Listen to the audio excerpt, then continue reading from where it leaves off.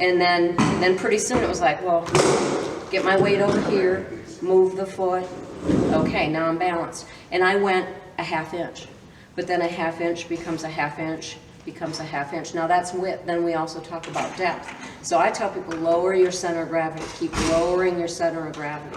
So you go a ½ inch out and a ½ inch down, a ½ inch out and a ½ inch down, a ½ inch out, and you'll find yourself. Now this is when I had knee braces on. Okay, now this is several years since my training, but I can sit down here pretty comfortably now for someone who could barely walk and had knee braces on. So you gain that back, and it's a ½ inch at a time. What's nice about that is that everybody can do it, and if you have to, even in a chair.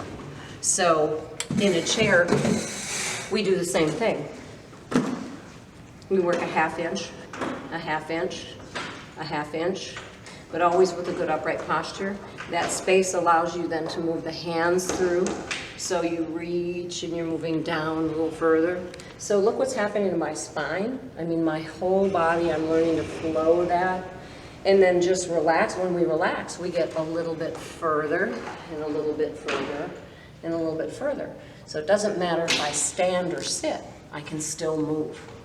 And the turning of the core, all the fluid your lymphatic system produces, the cortisol for flight or fight for people who are working high intensity jobs, that all rests here if you sat at a desk all day long.